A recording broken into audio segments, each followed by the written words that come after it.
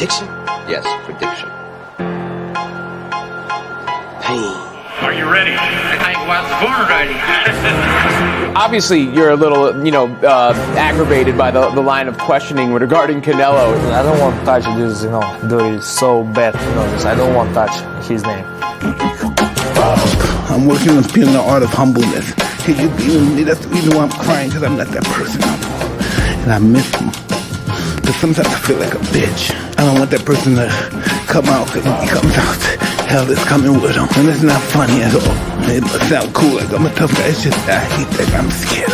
It would be awesome to, be being a great war. Maybe with a Mexican. Let's go! Way pop!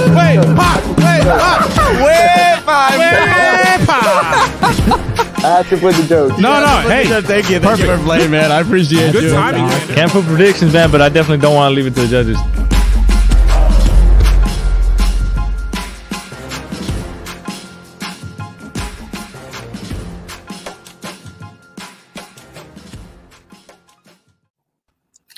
Estamos en vivo, damas y caballeros. Lonely Boxing en Vivo podcast. Manny Marrero. Sean El Gringo.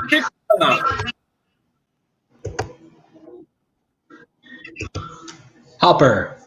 We are always breaking it down like it is, like it should be. Getting excited. Boxing is just about to come back. And sorry. Definitely excited. A lot of things are going on. Finally getting some confirmations, some affirmations. Some news was made today about, from Top Rank. So, but first off, just, glad to be here with you guys. Excited for podcast number 38. Let's get it going. So many things to talk about. Just kind of ready to kick it off and talk about the latest news. Absolutely. 38. And by the way, it's actually a full year that our boy Hopper joined the Amigos Lonely Boxing Vivo podcast. Celebrate. Un año. A toast to everybody. Hey! Yeah, it's truly an honor to have you, bro. It's been a great year, and we'll hope that it'll be many, many, many more, and a lot of great memories. Exactly. Shout out to Lily. Appreciate you. So let's get right to it, guys. We'll go ahead and start off with Manny. So as far as the news, they're talking about with Top Rank, they finally confirmed some fights. Look like they have some things kind of locked in and loaded. For, at first, I got to be honest, I wasn't really sure how I felt about having an empty arena.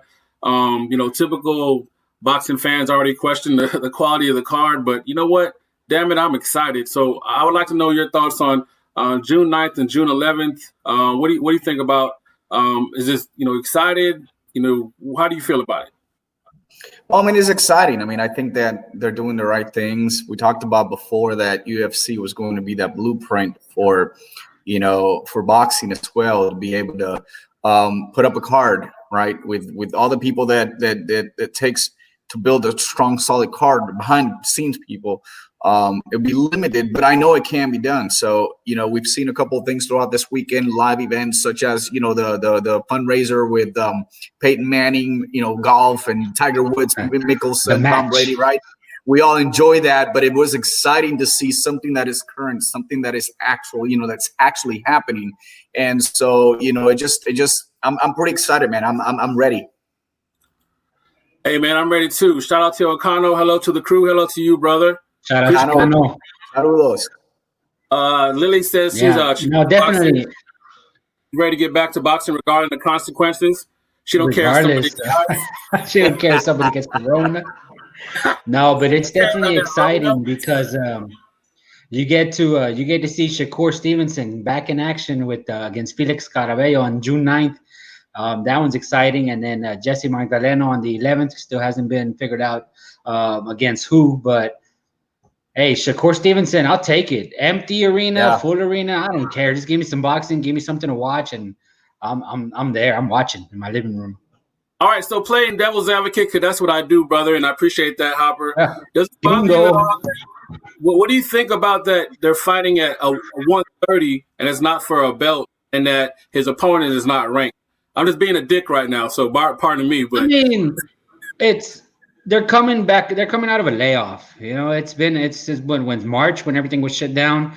Yes. And I think it only makes sense for them to take, you know, I hate the term tune-up fight, but it is what it is. And they're giving us something. It's basically just throwing the fans a bone, even if it is somebody, you know, Félix Caballero or non-belt 130. It's still boxing. You know, they'll try to move him on later on the year. Hopefully, this is just to get everything going. And Top Rank's going to learn from this. This is going to be their first go about it, just like the UFC did theirs. There were, you know, many people were criticizing some of the aspects. Of course, there were going to be mistakes. It was their first event post Rona, so I'm excited to see what Bob Arum has in place. I know he's a sly guy, so we'll see what he has cooking.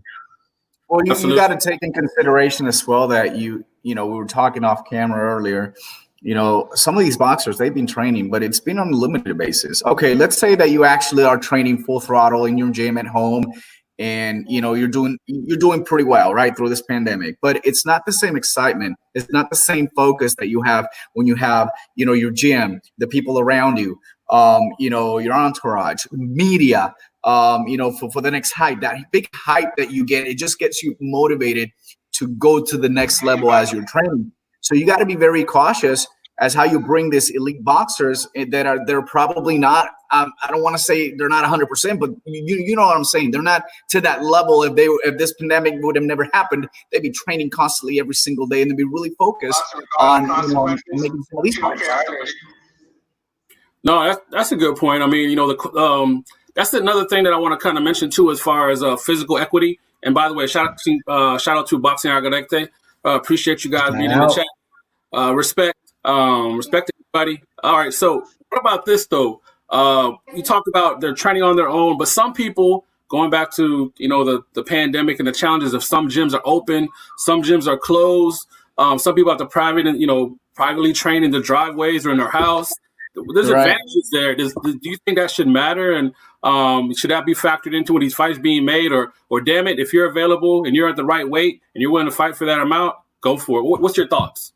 No, I don't think. I mean, if you're a professional boxer, there's definitely your team around you telling you to stay ready.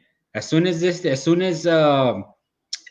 cards are available to go up, be ready, because your name might be called. So it's up to the professionalism of the boxer to stay ready, so you don't have to get ready. So in a perfect world, everybody would be ready to go, but it's hard to get sparring.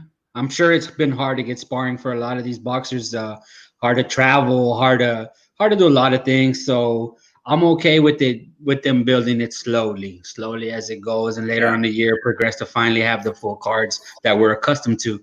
But for in the meantime, it's going to be a learning process for the promotions, for the networks, and us as fans. It's going to be different. It's just the first one. It's the first one. I mean, we're going to have so much action, you know, in every division. You know, that included also the super featherweight division. We're going to have some great action in there. I mean, it's already almost been talked. You know, most likely Jamal Herring will fight Frampton. So that's something that was already being kind of not scheduled, but it already was kind of bringing into the path that they were going to do it. I think he's going to fight. I think Herring and, if I'm not mistaken, Jonathan Oquendo have agreed to fight. I believe I saw that in the works with Jamel Herring and Jonathan Oquendo, because Carl Frampton is, you know, he's overseas. He's not when the travel restrictions lift, maybe then they'll look but into still, it. What I'm saying is they put it a little further away. So you got a lot of cards that are starting immediately for the people to local, but you got cards already that are being scheduled temporary September, October, and November. So they're giving those major top fights. They're giving a little bit more time to get in that optimum condition. They're opening gyms now. Most of them already have been in the gym for maybe a week or maybe a little bit more. So they're probably getting into that 100% training level. But in the meantime, let's just put some of the guys that are kind of growing a little bit, and they need a tune-up fight basically, and that's what I call it. And it's going to be good. It's just boxing. Yeah. It's going to be fantastic. So speaking of coming back fights, you know, fights have been mentioned. You know, a lot of them have been tune-up fights, and it's just a matter of trying to line up dates and hopefully getting something that will work. but a name did get thrown out there, and it did kind of surprise me. And I would love to get your thoughts on when they said Errol Spence versus Danny Swift Garcia. First, what was your first initial thoughts? I'd love to know what you thought about it. Were you happy, excited, surprised? Because I have strong opinions on this one, my brother. Strong. Strong? Hot takes? Nuggets with sauce? Yeah, a little nuggets with some sweet sauce. Really? No, when I first heard spicy there, it's gonna be spicy. Or regular. No, but when I first heard the news, when I said that Errol Spence and Danny Garcia were lining up to fight, I said, "Whoa!" I said, "Earl's injuries must have not been that severe to rush into a fighter of Danny Garcia's caliber." I mean, yeah, say what you want about Danny lately, as far as maybe he has been perceived as a cherry picker, but he did go on a tear early on in his career, just fighting top-notch guys after another. So, and Danny Garcia is an elite fighter. I consider him an elite fighter. It's hard to knock somebody, a former champion, so easily like people do. No, Danny Garcia is going to be a very tough test for Earl. We're going to see where he's at. We're going to see if those injuries were.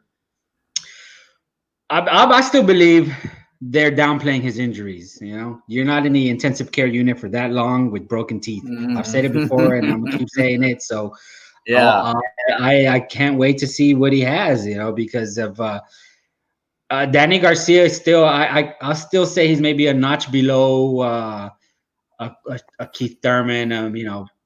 Sean Porter, Manny Pacquiao. He's just a notch below, and so it's going to be a good measuring stick for Earl. All right, so that's a great point. So Manny, what's your thoughts on it? Are you excited? Was it you shocked about it? Do you think this is a mistake? What's your thoughts on the fight?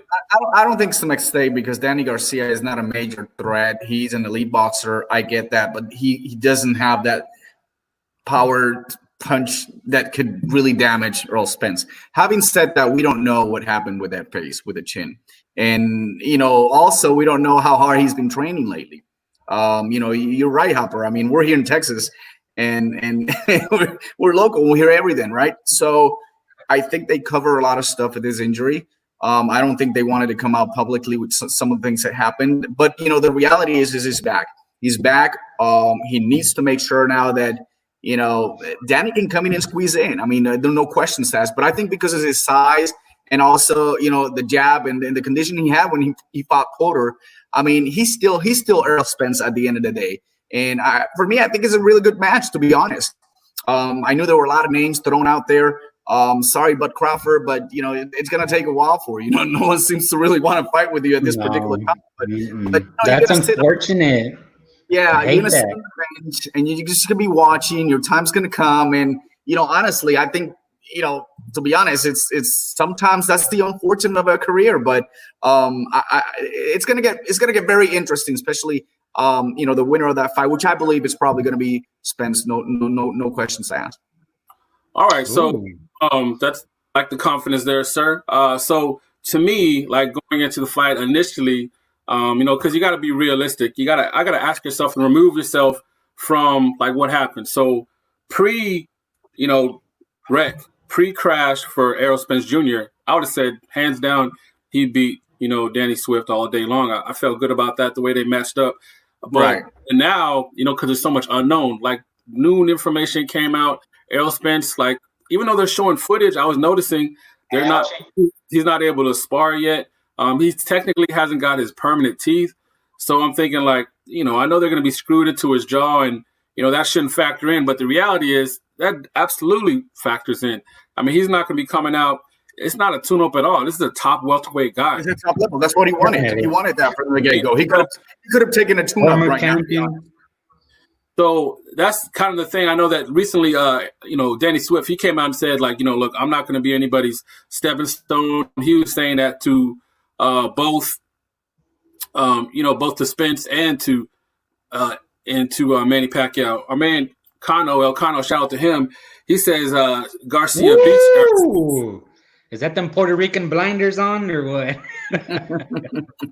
I just have to say, I know that I came in pretty strong in that, but I have to say that we have to trust the fact that Errol Spence is Errol Spence. And I the mean, way he's been dominating lately. I mean, I understand the car accident and all that, but I'm gonna go ahead. My bad. No, I was gonna say, I don't think Cano's too off base with that, because I'm gonna call it a 50-50 fight until I know what Spence can do. Until I see how he is post his car accident. The dude got flipped on driving a Ferrari. Come on, let's see where he's at, and I'm gonna call it a 50-50 fight until he proves us otherwise, that he's back, that he's the same truth prior to the car wreck. Until then, 50-50 toss up. So 50-50. I'm actually kind of leaning more to what you're saying, Hopper. Looks like Elcano's saying, nope, I see a style problem with the bout for Errol Spence. Here's the thing with Errol Spence, just real, quick on that, as far as like style wise. The thing with Danny, he doesn't have a big output. He's more of a counter puncher. I don't think his power is going to bother Spence much. Yeah, and I don't think, I don't think that's my argument. Yeah, so like I know he has that right, which can do damage, but it's more of a setup with his hook. So with that being said, I look at Errol Spence as more of a technical fighter, and I think that he'll be able to outbox him. I think he's a better boxer. Yeah, not just that. I think he's just gonna he's bigger and stronger. He's just towards the I see it if it's the same Errol Spence that we're accustomed to, like towards the middle rounds, he's just gonna start walking them down. He's just Earl's just a big boy. And Danny he's got a great jab. He really showed us that he can definitely get inside and brawl. And that Sean Porter fight, I mean, that was, for me, it was I was a true believer completely. And until then, I agree with you too. It's got to be a 50-50. But at the end of the day, you have to go with the more talented, the more skilled boxer. I mean, the more powerful boxer. He's an all around. He can jab exactly. Yeah. He can jab. He can counterpunch. He can throw that hook too as well. He can hurt Danny pretty much. Now, having said that, I have to give it up for Danny for reviving his career back again. I mean, he's being placed in a position that not a lot of boxers get an opportunity like that. Only a few of them. Danny's one of them. He defeated the Rod Salkas of the world. Exactly. Yeah. He's been given quite a blessing. I think. Elcano's saying nothing to do with accident. They were scheduled to fight before then, so he's sticking to it. Like he's taking Danny Garcia all the way. And hey, I respect that. Danny's going to fight. This is Elcano again. Will have more output than before. His speed has improved, and it's like he's hit his peak right now. Now, I'll say that too. The last fight, he did look phenomenal. Oh, yeah. I mean, he did look great.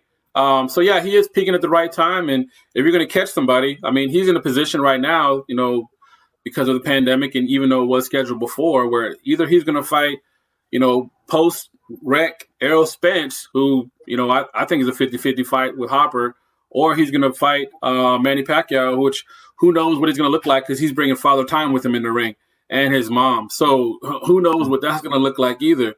So there's a lot of questions to be asked, and kind of just an unknown. I'm with Hopper also to the point he said too. I know we get overhyped as far as footage and what they look like, but damn, at least I got to know he's sparring right now. So once I see more and get more information and details on Errol Spence, on where he's at as far as his development, as far as his recovery, then I'll feel more confident. But right now it's 50-50 coin flip. You can really convince me either way. So I mean, I'm just being honest. I mean, you just don't know how you just don't know how he is, and that's just facts. That's just, you don't know how these car wrecks, they do serious damage to you. Anybody, especially if you're an athlete, where and then to top it off, from what we've seen with Errol Spence, especially in his fight with Sean Porter, he wasn't the most disciplined fighter, and he said it himself that he ballooned up in weight. Now you combine that with the car accident and the mental state of it all. I want to see where he's at, and I mean, I have to. It's 50-50 to me at best. Yeah, absolutely. I just really can't see another right now. Just so many unknowns, so many factors. Because this is what I'll say. I mean, it looks like kind of sticking to his guns, but to me, just taking the wreck out of it, which I know is not, you can't do it. That's like a fantasy fight at this point, but pre-crash. I mean, I have Errol Spence. Pre-crash. That's a good point. Yes, pre-crash. Errol Spence 80-20. Right. Okay. Yeah. That being said, if we get something to have more confidence that the crash was not as much of a factor, that 50-50 is going to change, right? That's all I'm saying. Easy. Yeah, that's a good point, Sean. If the fight was made pre-crash, 80-20 easy, Errol Spence. I'd put good money on it. There's no way. I don't see Danny beating him pre-crash. Now maybe the odds have evened up a little bit in Danny's favor. Yeah. So just touching on this as well, because I definitely want to touch on this with my brother since we're on here today. There was a back and forth, and it shows you how, quickly things can change. I was excited. I love hearing about it. I was like, oh, man, the lightweights going back and forth. Look at the banter. Look at the love, the hate, just riding a wave of excitement. But then I'm like, then I started thinking these guys aren't going to fight. Then come to find out, like 2 days ago, then you have King Ryan Garcia, and something's happened between him and Leon. They're not going to fight anymore, or something's kind of, Linares, that was unfortunate that fight's not going to happen. I think because Linares, if I'm not mistaken, he's in Japan, or he's training somewhere. He's still overseas training. So, until the travel restrictions get lifted, hey, Ryan's going to have to fight, knock somebody out in July, whoever his next victim is. But yeah, that's unfortunate. I was really looking forward to seeing Ryan tested with Jorge Linares because, and like I was telling my friends, Ryan might mess around and lose if he fights against Jorge Linares and doesn't take it. That's the problem. You can't have so much confidence. We talked about it before. There's a guy with experience, and Ryan Garcia. He's kind of like the future. No, I mean a golden boy, but at the end of the day, you're gonna have to take some kind of experience, and so. The test was going to be there. I am bummed out completely that it's not going to happen. I think it's never going to happen, to be honest, because I think if Ryan Garcia takes a nice tune-up fight and all of a sudden, he gets something bigger. Ryan is hungry to get any of those belts out there. I know that it was already scheduled to happen, but the reality is Ryan wants a belt. And the sooner he can get it, even though Hoya said he's ready for a championship, match. And so, now that we're going to finally, hopefully it doesn't cancel, but we're going to finally see Teofimo Lopez and Lomachenko at it, and that's going to be great because I've been waiting for this so long, So the inactivity of Lomachenko is my concern, but I still believe that Lomachenko it's Lomachenko. So I still believe that. But you got a strong fighter in Teofimo, and so that's what makes it exciting. You got experience, strong, young, fast, that is considered top per pound. You have a guy that he's been the king of the division. All of a sudden, there's a new sheriff in town, got his belt. Now they're going to unify. This is going to put the lightweight where it needs to be. I'm excited. Yeah, I'm just ready for them to get going. I guess that's just, just fatigue. I'm just ready for them, for them to get going and something to get locked in. So when that news came out, I knew it was anything that Ryan could control. So I was disappointed because, to me, and it's not even a knock against Ryan because actually I was looking to embrace him the way you guys have. You're so high on him and have such a high opinion on him being, your king. I was thinking like this is going to be such a high test. The last time we talked about it, I honestly had that fight as a 45-55, almost like a pick'em. That's fair. Fair. Because of just the track record, you had to give. The way he's looked lately. The last fight, they were on the same card, and I was more impressed with Linares. So I look at Linares as a definitely more than a gatekeeper. He's a contender. And dark horse. Very dark horse in that division. Yeah, some overlooked. Underrated, just overlooked, underrated, everything. Yeah, underpaid. The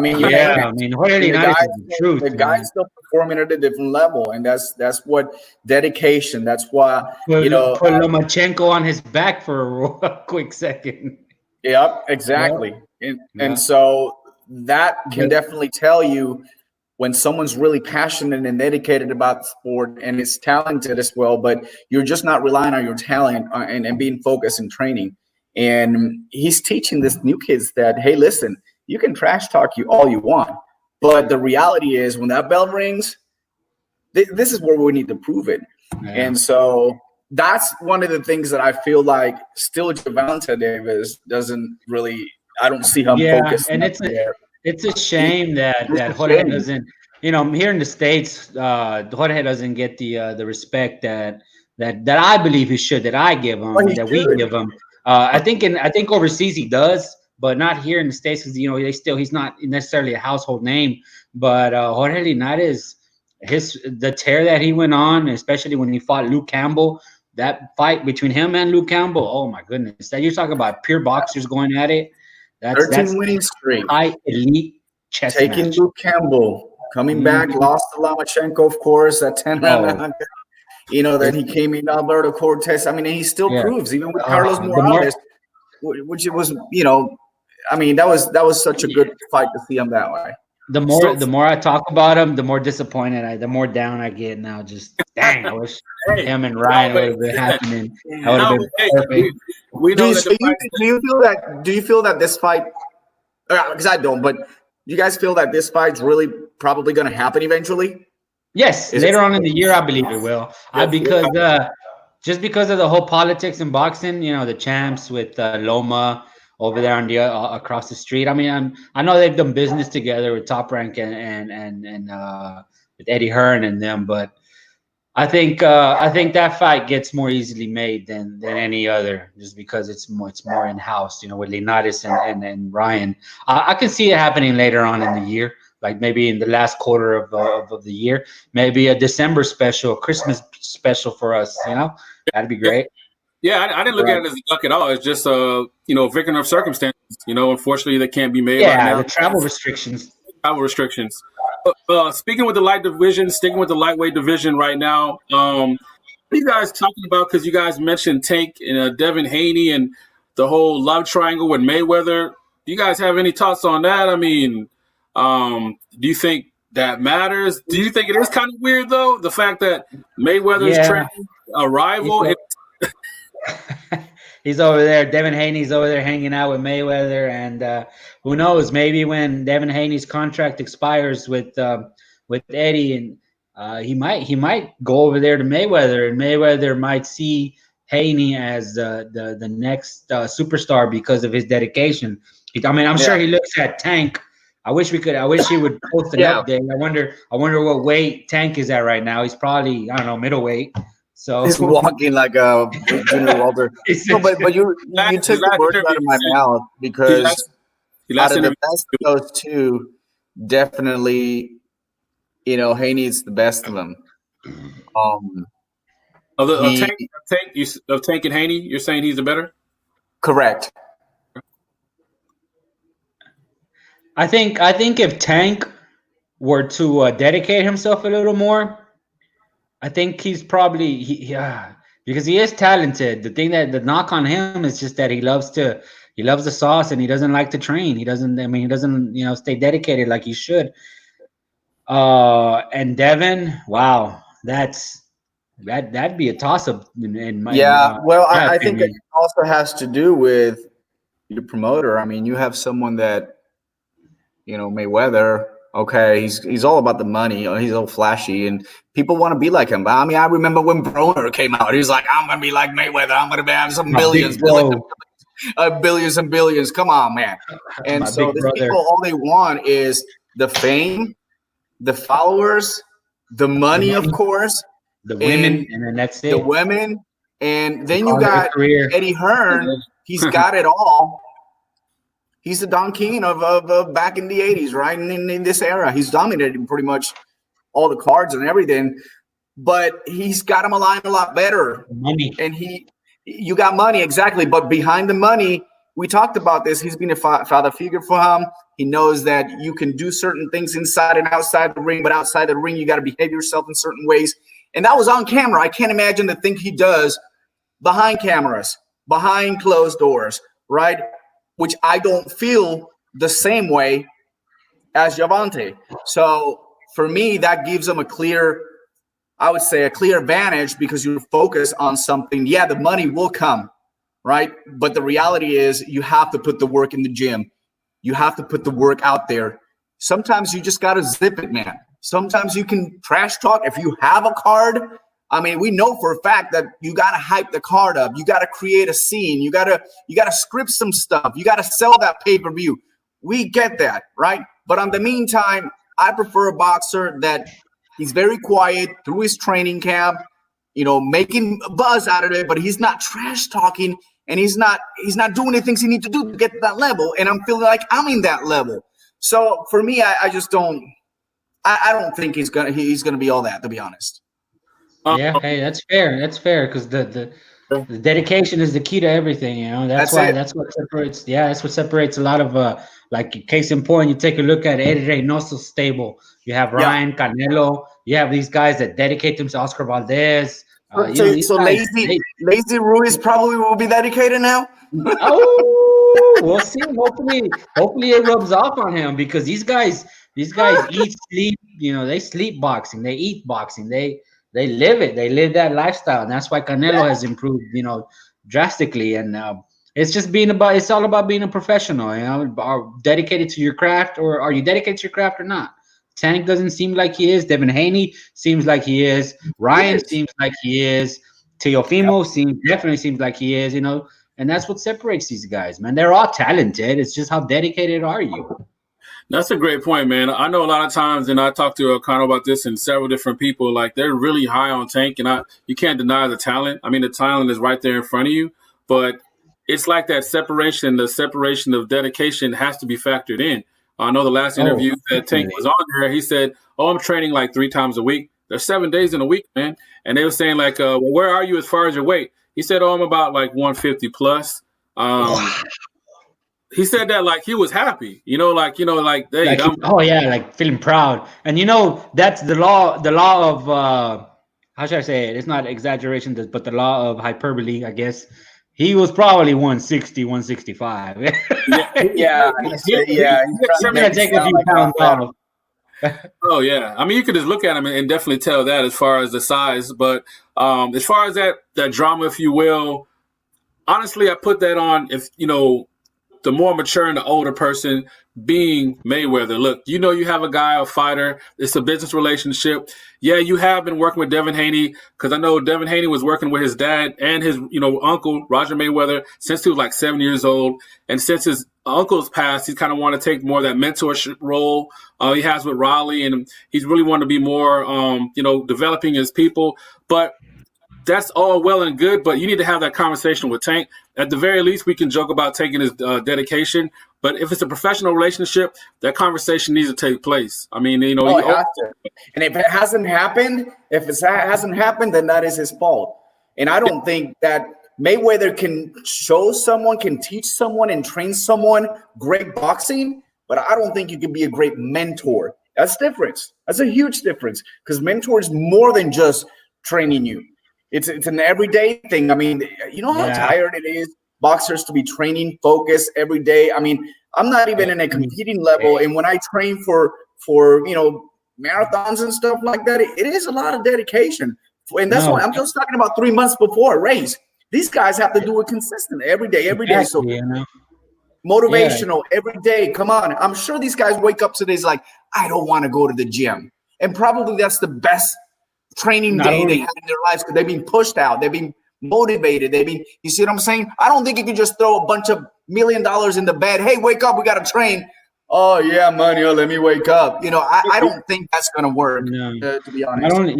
That's a great point, Manny, because, we train. We're amateurs. I train at a boxing gym, but it's amateur hour. And just that alone, it takes a toll on your body. I can only imagine these guys doing it day in and day out. But not only that, and this is Gringo is going to hit a nerve with Gringo, but the food, you can't touch the food. And that's, oh my goodness, that's Gringo. Can you get down to, maybe light heavyweight, get you in there? No way. Well, I know that recently Virgil Ortiz, he posted online. He said, imagine, struggling to lose weight, get to your lowest weight, train as hard as you can. He was talking about dropping divisions, and then you have to go down and lose more weight and still be able to compete as an athlete. Yeah, that's unbelievably tough. And if you're honest, that's not natural for the human body to be losing that much weight. You know, like Earl Spence, he said he ballooned up to 180 pounds prior to that. Sean Porter fight, he was at 180. He dropped what? That's off the top of my head, 33 pounds. Right. So yeah, insane. Yeah, I know we talked to Christine and Coach Knuckles about that. Basically, their training camps are just fat camps.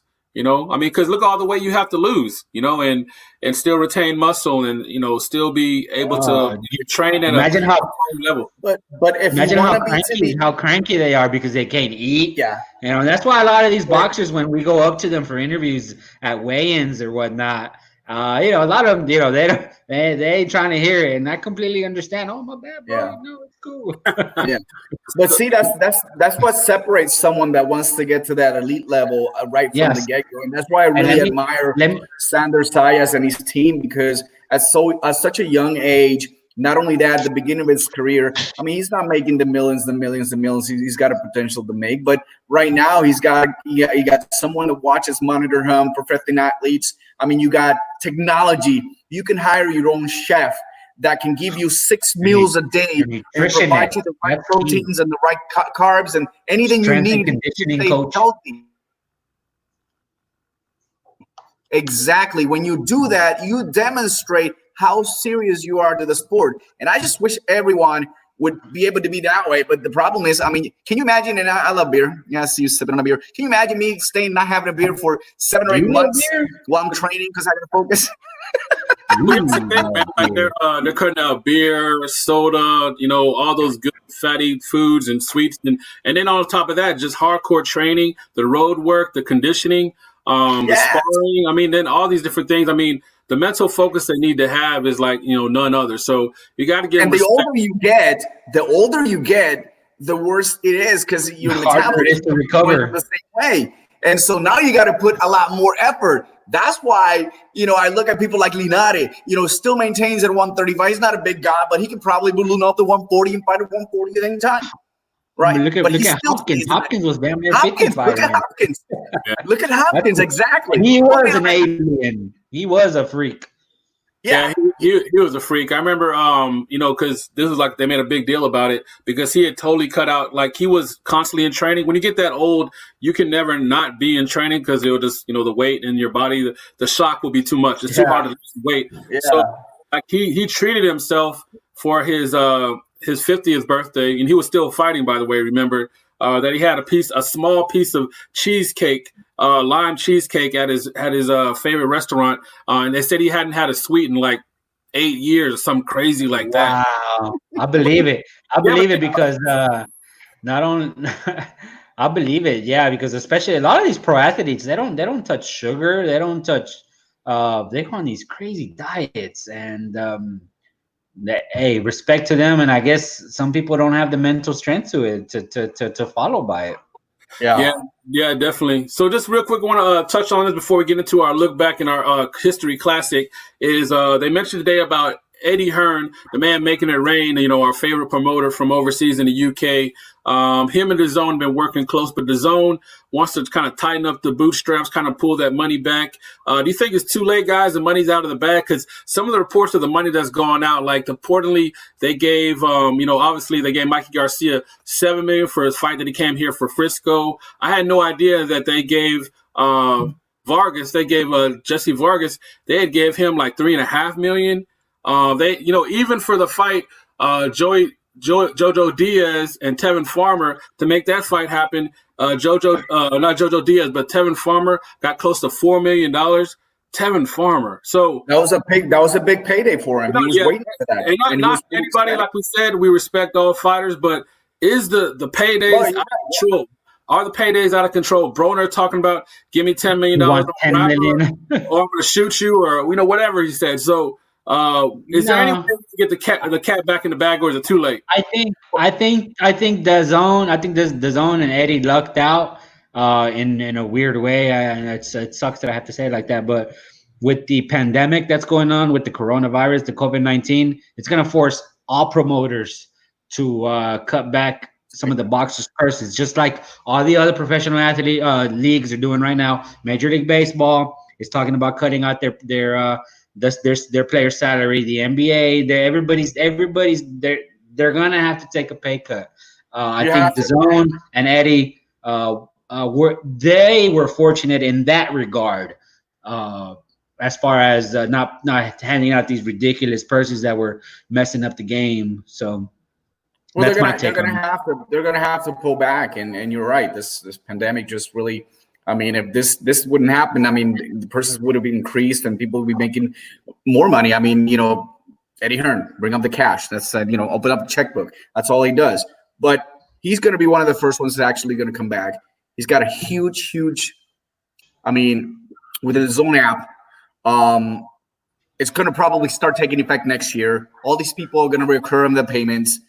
Not to mention, I know the boxers are going to take a pay cut because, the reality is we all know, and we all know that we're in very difficult circumstances right now. But eventually, it'll come back to you, and it'll come back to you in a nice way. So, especially the way that Eddie Hearn manages his boxers and the way he promotes them and in the way he really pays them well.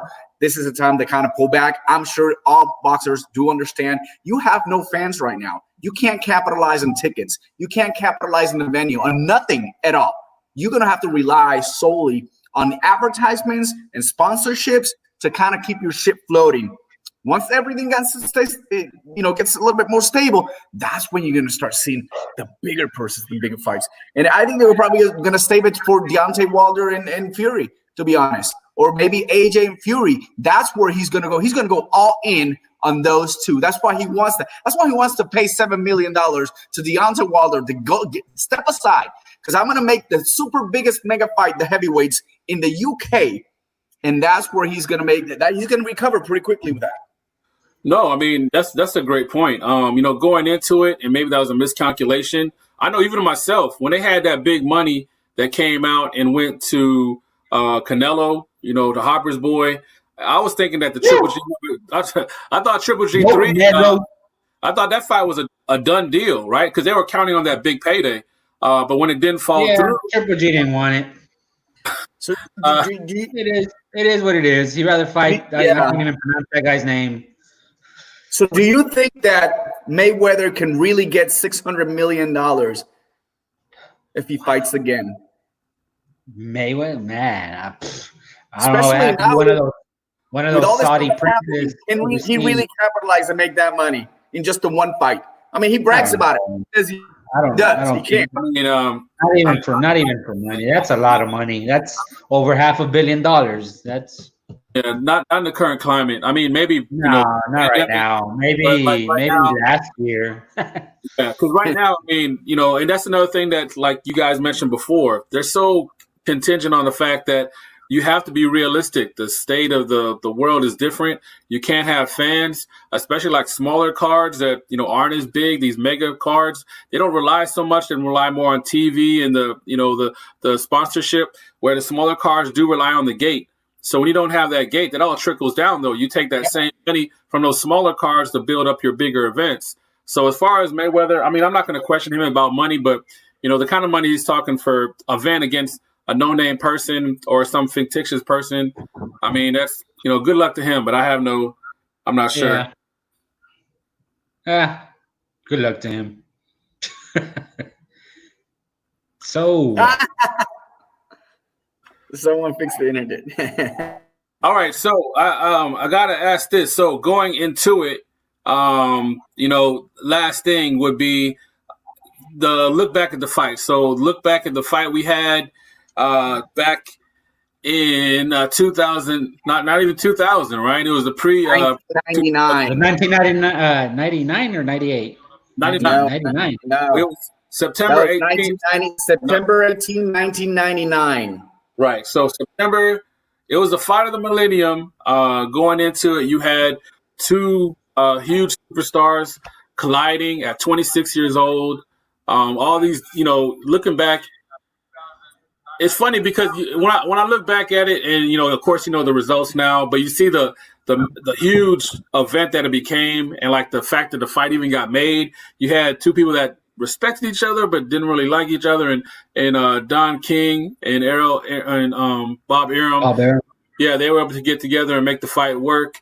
It was a huge mega event. I mean, looking back, that was the first one because it was so huge. That was the first one where they had like an arena field for the weigh-in, and it was just total pandemonium. So I would like to get first the perspective of, Hopper. Well, I know, that was, a long time ago, but from what you remember, good, bad, and indifferent. And how do you view the fight? How did you view the fight?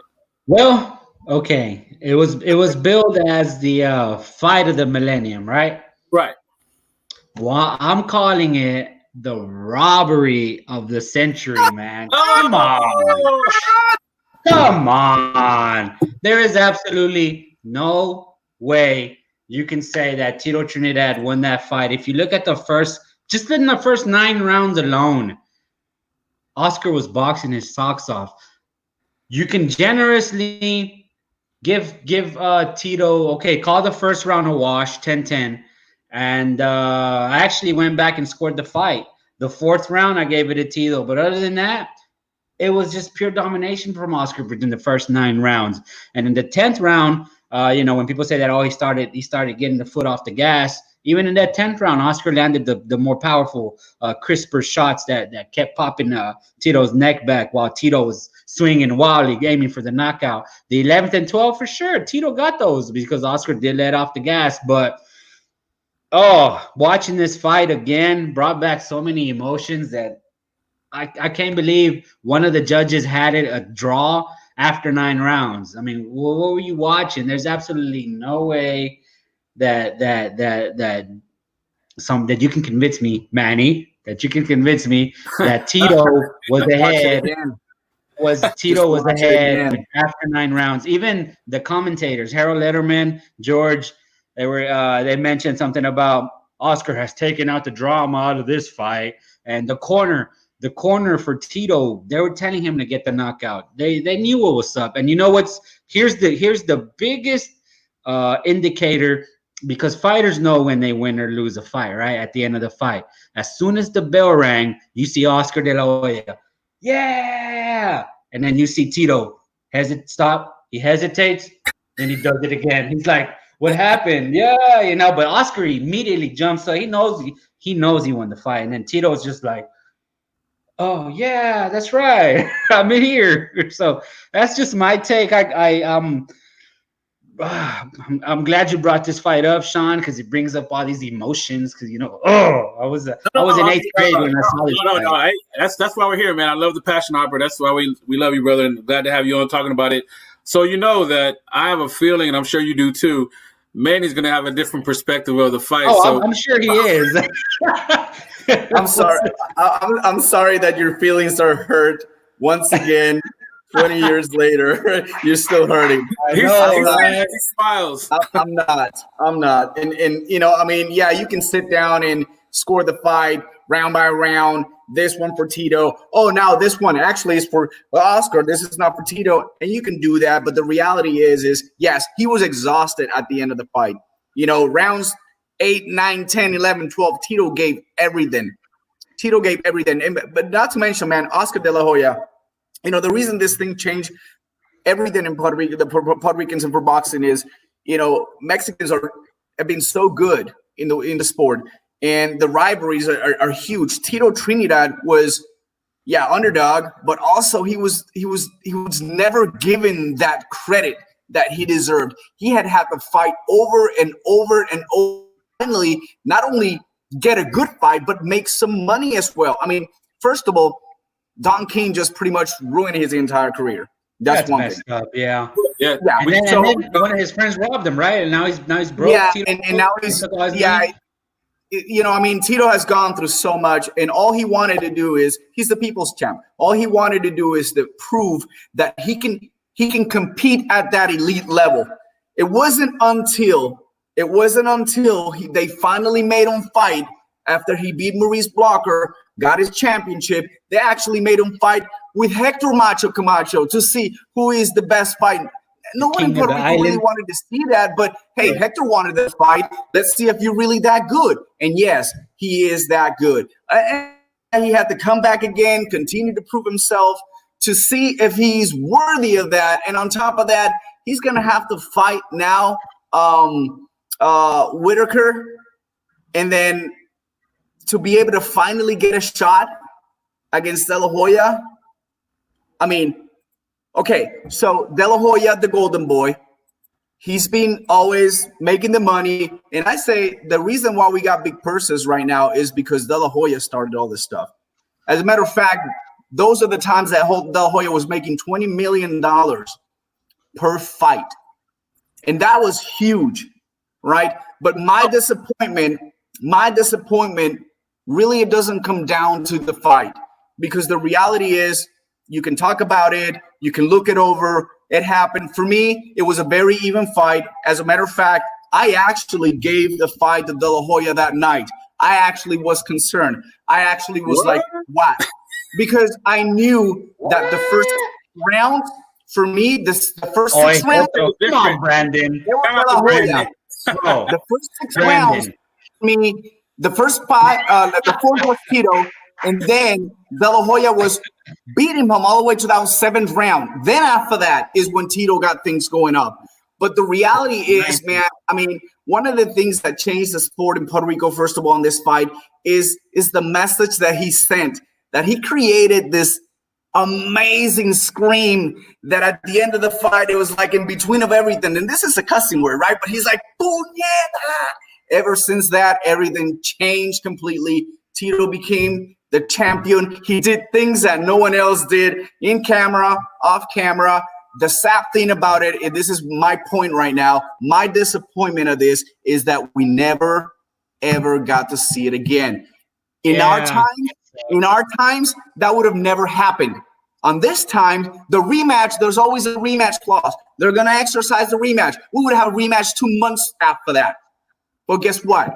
No rematch. Then when the card they wanted to fight, when they wanted to fight Hopkins after that, that's when things started to get a little bit shaky in his life that was 9/11 the week before. Fight got postponed. They brought it back in. He was never the same. But Tito always had to prove himself over and over and over. He never got that respect. But because he's so humble, he's the people's champion. That's what people love him so much. And that's what got him 5 belts, 3 different divisions. He beat De La Hoya. Yeah. Sorry. And actually, and it was I'm gonna call it a tactical error on Oscar De La Hoya's corner, because it was his trainer, Robert Alcazar, who told him to box those last 2 rounds, the 11th and 12th. And what's the saying in Sean Gringo, man, I'm sure you know it too, if in the NFL, the prevent defense prevents you from winning. If you're out there, you're not trying to win the fight, you're going to lose it. The 11th and the 12th rounds, Oscar took his foot off the gas. But no, even with that, even with the rounds, even if you give Tito 10, 11, and 12, the first 9 rounds were just, Oscar was schooling him. That jab busted his nose in round 2, busted his face through round 5. Tito had no answer for anything that Oscar was doing. That movement was confusing him. That footwork that Oscar had, it was just Oscar's night up until Robert Alcazar gave him that prevent defense. Hey, 11 to 12 box.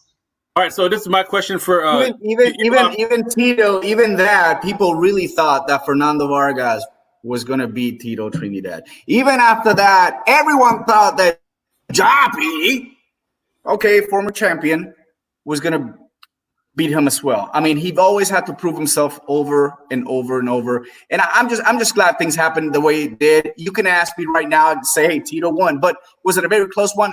Absolutely. Is it for us to remember for the rest of our lives? Sorry you feel that way, buddy. What I learned from that was that Don King had more pull than Bob Arum in Vegas at that point than anything else. Yeah, now see, that's a great point. And I'll segue to what I wanted to ask you. Like, people don't realize that, like it is now, that, the saying, you're not going to get a decision in Las Vegas against Mayweather, right? It was the same thing. In fact, I'll say it was even more so. Yeah. Even more so for De La Hoya. That's what made it so amazing. So that goes right to what Hopper said. I had no idea. I don't know what they ate at that dinner that Don King had with the judges and the ref. Viva Puerto Rico! All right, and we got some good banter going back and forth between Kano and Brandon. Thank you guys so much Very knowledgeable, both of them. I love and respect their boxing opinions. They're so knowledgeable, both of them. They should have their own channel. They should. Yeah. Hey, Skip Bayless and Joe. I gotta ask this to Hopper though. All right, so I'll go ahead and say, in fairness, I did go ahead and say that De La Hoya he won the fight. But that being said, it's like you have a great meal, but that last bite, that last taste in your mouth, it kind of spoils it, right? How do you feel about not just the fight, but knowing the true heart of Mexican fans were resentful of him? He was like back then he was the golden boy. He tried to change. The guy that beat Chavez. That's why. He beat Chavez. He beat him, right. So there was some resentment there, but he didn't go out on a shield. I mean, he didn't have to go on a shield. He was winning. No, he was winning, and Go ahead. He fought the best of the best afterwards, to be honest, because he went back to Shane Mosley twice, and he did it twice with him and lost again. And then, he came in and did a little, Félix Stern, and then he took on Bernard Hopkins. Then he took Mayorga, I think it was. Then he goes Mayweather. I mean, he finishes his career with Manny Pacquiao, which is something that, man, I mean, this guy, to be honest, he was so popular in Puerto Rico that people really didn't want to accept it because it was way too much at that time. I wasn't in Puerto Rico for the Félix Tito Trinidad fight. I was already I was here actually in Dallas. I was here in Dallas actually. And the reality is that I feel so connected because that day just kind of everything changed. Puerto Rico boxing was back on the map regardless the outcome of the fight. And that's history there. Well, that's for a me, good point by Brandon. I love that. Where he said that real Mexican fans didn't resonate with Oscar because of that Chavez fight. All right, so take that on top of, the way he went out and he wasn't able to seal the deal. He with the prevent defense. How does that impact you as far as his legacy? Do you hold that against him? What's your opinion? No, not at all. Because it's as far as it's a combination of things as far as boxing. You have your corner. Your corner's telling you to do something. You go out and execute their strategy. So I wouldn't necessarily pin that on Oscar as much as the corner. I think that's why he changed trainers. Alcazar, I don't think lasted much longer after that. So he took a lot of heat for that strategy. And it wasn't on Oscar. Oscar was just executing what his coach told him. That's just like Dak executing whatever bullshit ass play Jason Garrett caused. So it's not more. I didn't necessarily like I said, I'm biased. I'll go ahead and be honest with it. But objectively speaking, looking at the fight, I did think Oscar won the fight. So no, I didn't have anything against him. More than anything, I had towards the result. I said, "Oh no, here we go again. Another dubious result." So last question that I'll ask for you, Hopper, regarding this, and then I'll put it to Manny. What's the bigger crime? The result of the first fight, or that there wasn't a second? That there wasn't a second. There wasn't a second fight. There wasn't a second fight, and I think that his inactivity for a while took a lot from Tito Trinidad. I mean, he had to wait so long. He finally gets Bernard Hopkins. To be honest, the fight that people really wanted to see, it wasn't Oscar and, of course, Oscar and Trinidad, but it wasn't Hopkins. It was actually Roy Jones Jr., which the fight happened when it really didn't needed to happen. It was meaningless. They were both, they were both washed out. So, and I think more of a disappointment is the fact that Tito is so Puerto Rican, he's so cultural, and he's so loyal to the people around him that he was loyal to Don King. Tito didn't want to leave Puerto Rico to train. I'm not saying that Felix Sr. is not a bad trainer, but at times you have to get some advice. You have to get up to speed of what's happening out here. Hire someone out here. Get him involved as well. I think he's done different things at the end of his career. He could have potentially maybe in part ways with Don King. I think we would have seen the fight De La Hoya and Tito. But, that's the biggest disappointment for me. It's just we never got to really see the fights that were important as a fan. We did see some of them. I mean, even with Winky Wright. I mean, who would ever thought that Winky Wright would beat Tito Trinidad? So, end of his career, but yeah. Hey, I mean, Winky was solid, man. Come on, let's not. You know, He was okay. Winky Wright was I mean, I was actually a big. I mean, I'm talking out my ass now. I was a big Winky Wright fan. Oh yeah, we were. Winky was good, man. Winky was solid. Yeah, even when he tried to make his comeback and he lost and he tried to fight against Kid Chocolate about 60 years ago. I was screaming at the TV, man. I was a big Winky Wright fan, man. He always had an old man crafty style. But anyway, as far as this fight, I'll just sum it up for me is I look at it as a great moment in boxing history as far as you had two monumental huge figures in the sport. They fought. The fight, as far as was anticlimactic because the way it ended, but it could have had a more definitive ending. I've heard in recent, or not recent, but interviews, big but the regret from De La Hoya is that they didn't have the rematch. And that's what sucks, man. That's the bad thing about it is that there was no rematch. Even now, where there's so much politics in boxing. Fights were made so much easier back then.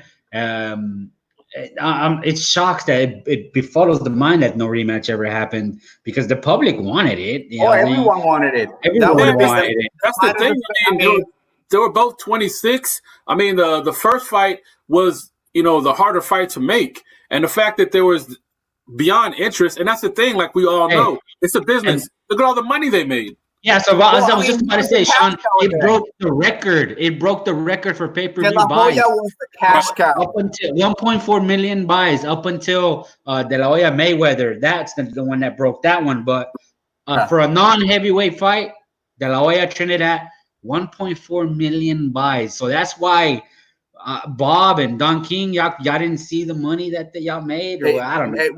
I don't think it was Bob. The relationship wasn't that great either. But I think it was. It wasn't. But they still got fights done. But I think it was more Don King. Don King has so much ego at that time, and even Tito has said it a few times. Tito even has said it in comedy sketches. When they bring up the conversation, he's like, "Okay, well, let me read the contract first." Because it came from Don King. He even mimics all this stuff that he knew he did wrong. And he's such a humble guy. He trusts everyone. He even trusted his old financial advisor, which he's got no money right now. They owe him over $60 million that took for him finally to make that. And now he's got nothing because one of the major banks in Puerto Rico decided to do whatever they did, and I don't know. But anyway, that is pretty sad. And he's still staying strong, man. He's still the people's champ, and that's why people embrace him and love him so much.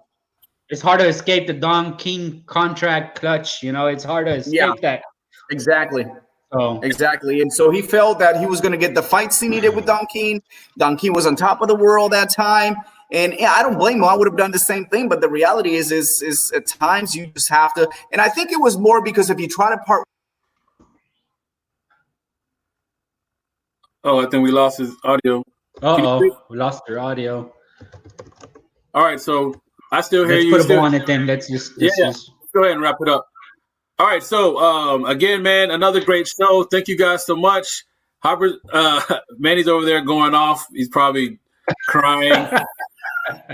All right, so we can't hear you, Manny.